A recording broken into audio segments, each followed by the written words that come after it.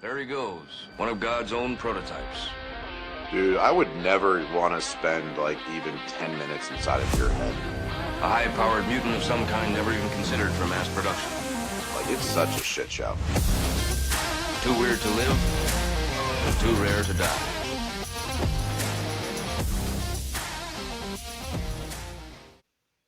What is up, guys? It's your boy Johnny Buck here on the Johnny Buck Show. Hope you guys are having an awesome fucking day right now. If not, I hope this makes it better.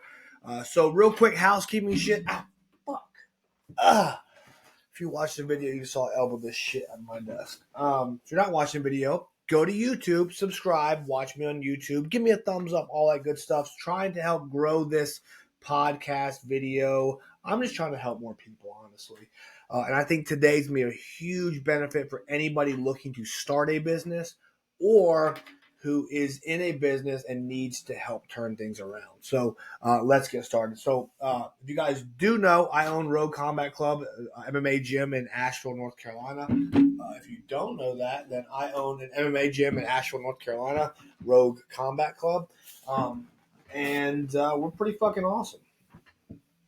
We do real well. It's about 400, just shy of 400 members, doing $75,000 a month, top line revenue, growing every month, doing stuff like that. So we do real well. Profit margins aren't where I want them to be, but last year was an expansion year. We're doing a lot better this year. I knew that was going to happen. I made some mistakes, learned some lessons, and I'm going to try to help you guys stay away from those mistakes. So if you own an MMA gym, you are making a horrible fucking decision if you don't listen to this. If you know somebody who owns MMA gym, please send this to them, right? Or they're aspiring to start one. MMA, jiu-jitsu, whatever it is, karate, I guess. But this concept applies to every business, right? So this is something that if I were to start over, if I know then what I know now, if I were to start over, what I would do differently is this. There's three things. Nope.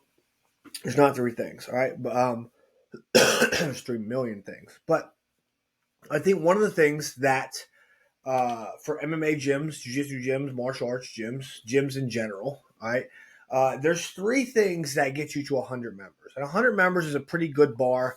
You should be pulling no less than 10K a month. If you're pulling less than 10K a month with 100 members, you're either A, not getting paid by all your members on the books, or B, you're not charging enough. All right. So 100 members is pretty much idiot proof as long as you do these three things, right? Number one, you can't be a horrible person, right? Being a horrible person means you're not going to have people sticking around. If people sign up and leave relatively quickly, it's because you're a bad person. Or your program sucks, either one. All right. Number two, as long as you can cover your rent and your utilities and bills and stuff, even with a full-time job or another job, then you'll be able to hit 100 members. And number three, this is the most important part, is time. Right. If you've been around long enough in your business, you're not a horrible person, you're paying your bills, then you're going to be able to hit 100 members. That's the basic thing. And I don't really have any good numbers or like benchmarks for other businesses or other industries. Maybe like hair salon, like if you're a hairdresser or whatever, 50 reoccurring clients. I don't know what that number looks like. I just found out two of my friends are hairdressers. One owns a salon. I don't know the other one actually does or not, but they're pulling 150,000 a year cutting hair, or not just cutting hair, but doing other things. So fucking good on them.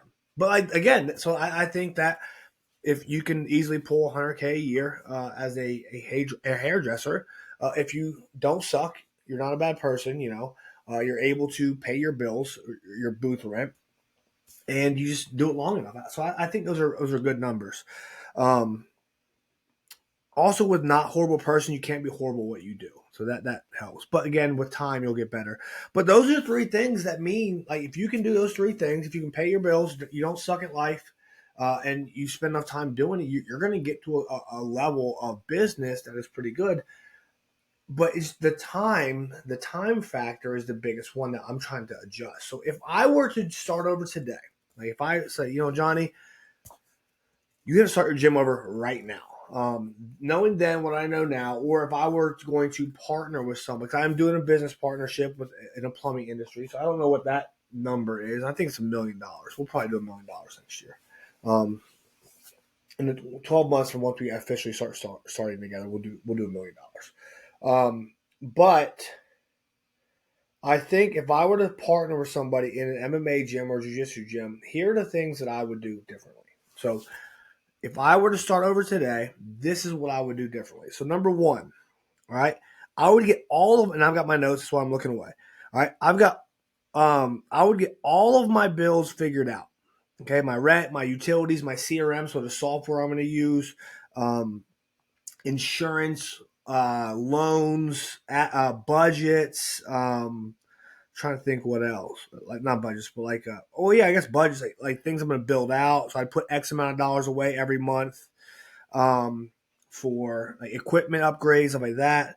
My phone, insurance, loans. If you have a loan, I would have got a loan to do this business. I paid out of pocket. It was a stupid idea. Don't do that. Payroll, right? If you're paying yourself, that needs to be a bill. It's also a bill. Whatever it is, like these things all need to be line items or items on a list, and I would just put them on a spreadsheet. Actually, what I'll do is, I made a spreadsheet. I'll put it in there for you guys, so you guys can have that. And then eventually I'll get a video on how it works. But so what I'll do is I'll give you guys that item. It'll link in the description somewhere, so I'll have that for you guys. And you can figure out a little more. If you need more help, hit me up. I'm more than happy to help you out. The email is still ihatejohnnybuck@gmail.com. It's not changed yet because Google's being a pain in the ass. But so you can email me. And then, so I would get all of those things, right? And then that would be in one bank account. I would set 2 more bank accounts up, right? That would be profit and taxes. So what you do is you pay yourself X amount of dollars, and then anything over that is profit. And you can adjust your profit percentages, but I would put 5% of my income. So say you did $1,000 one month, okay, whatever 5% of that is, so $50 would go into a profit account. Every month it would go in there, it would stay in there. And I used to do this, and I got away from it. I just got back to it. Did my first, it's right there. I got my check, deposited $3,000 the other day, so that was good. So I'll put 5% in my profit account.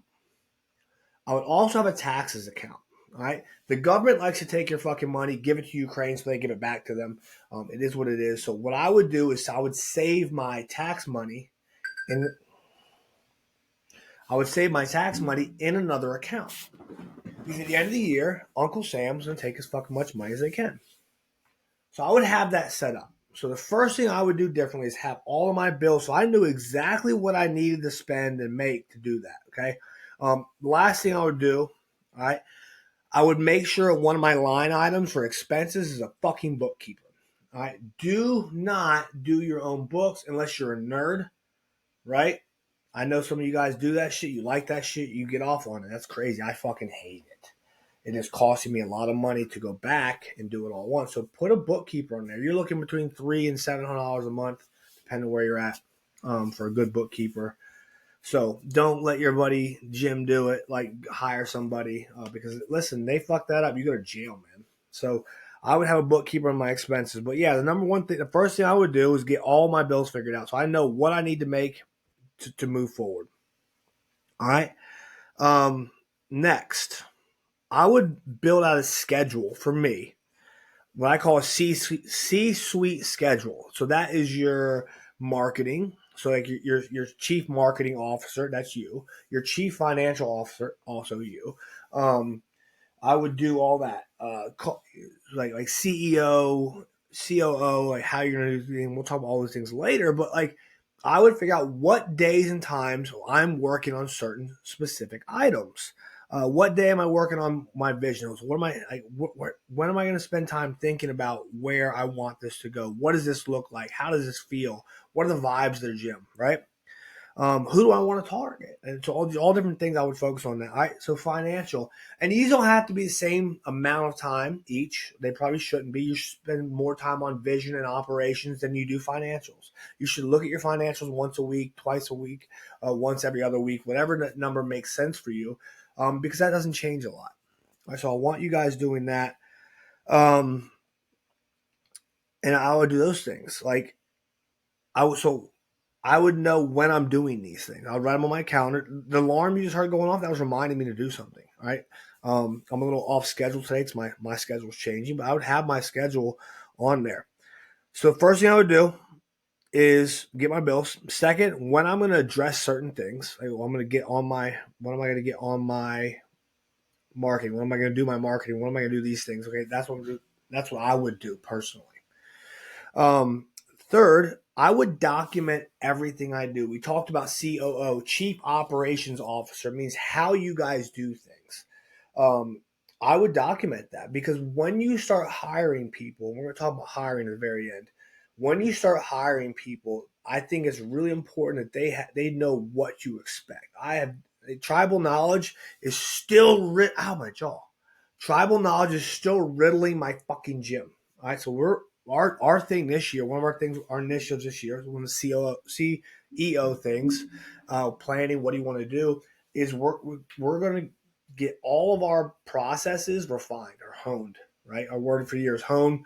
To our vision, we're refining things to make them perfect. But that's what we're doing. So we're getting all of our operations documented in a single place. We're going to build training videos out, how to do things on video. We're going to do all kinds of good shit. It's going to take time. But that is what we're focused on. So document what you do. So how do you make phone calls? When do you make phone calls? What do you say on the phone? How do you get people to come into your gym? Like all these different things. these are things that I wish I did in the beginning. So number one, know my bills. Number two, all right, when am I going to be working on certain things? Build me a schedule. Like working for yourself is difficult, right? I work for myself. I don't have a boss, motherfucker. You have the worst boss on earth. It's you, right? So make sure you have a time for that. Number three, I would document everything. And number four, the first thing I would do as soon as it makes sense on that first part where the bills, I would try and put this in there, is I would hire somebody. And I would not hire a coach. That's a mistake I made. Don't hire coaches. If you have less than 100 members in your gym, you do not need a fucking coach. Maybe an assistant. But you need to be on the mats, building the culture, building the division, mission, being that fucking person, right? Because what's going to happen is this, and I've seen it happen a bunch of times. It got really bad during COVID, but what happens is this. You hire a coach, and this is probably the reason you started your gym. Well, fuck, man, I can do a better job than that. Why does he get all the money? All the money, air quotes. Fucking crazy. So they're going to leave. They're going to take 30% of your students. 10, 20% of them, whatever. They're going to go get a garage. You're going to train in a garage for a while, but you still lost that revenue. So if I were going to hire somebody, it would be an appointment center. They call your leads. They text them, give appointments, make sure they come in, confirm they're coming in, stuff like that. So that's what I would do. I think that's what I would do different, because once you hit 100 members a month, you should be pulling no less than 10K a month. 10K a month gives you plenty of extra cash as long as you're not paying an insane amount of rent. You're not paying yourself entirely too much. Your budgets make sense based on that first sheet because sometimes your budget's not what you want it to be. It's unfortunate truth, right?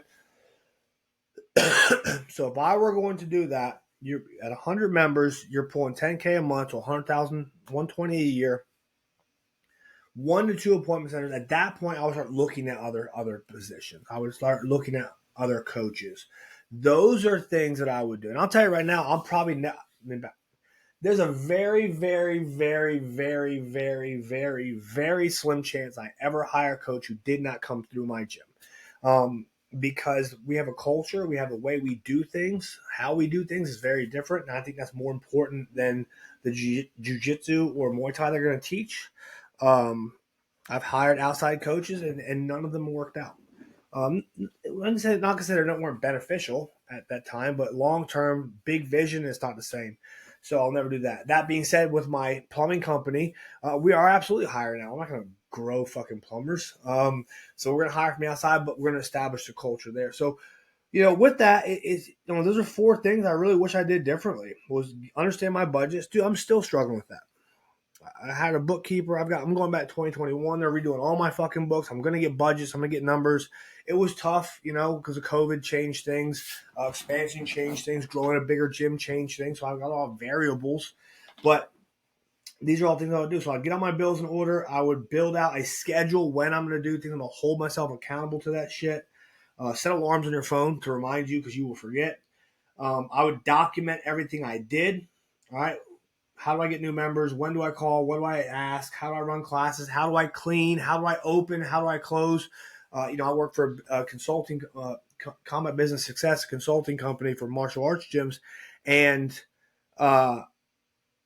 the first 3 SOPs are you write are opening, closing, and during the day SOP. What do you do during the day? So how you open a gym, right? Say you're sick. Hey man, can you open a gym and run open mat? That's why you don't need a coach. Open mats. Anybody can run an open mat. So you do that. How do you open the building? How do you close the building down for the day? So how it looks good for the next day. And what do you do during the day? So those are things I would document. And then I would hire a fucking person, a UTM or appointment setter who sets appointments. They call leads, they talk to them, they make sure they're coming in, they put them in the CRM, they do a little bit of admin work. And as they spend more time there, they can grow and they can get into sales. They can get into other, they can learn about your business. Maybe they'll become your GM or some shit one day. You don't need that in the beginning. And I think that's where most people make a mistake too early on. So, then you're at 100 members. At that point, you start expanding, duplicating systems, delegating different things that you don't want to do, and kind of go from there. So I hope you guys got a lot out of this. I got a lot of feedback on my Facebook post about this. So please, if you have any questions, hit me up. IHateJohnnyBuck@gmail.com. I swear I'll change it eventually, Mike. I'll do it as soon as Google stops fucking me up. But that's it. All right, I hope you guys got a lot out of this. Again, martial arts, that's great. Any industry, it's going to be a parallel. So that's it. I love you guys. I want to see you win. Later.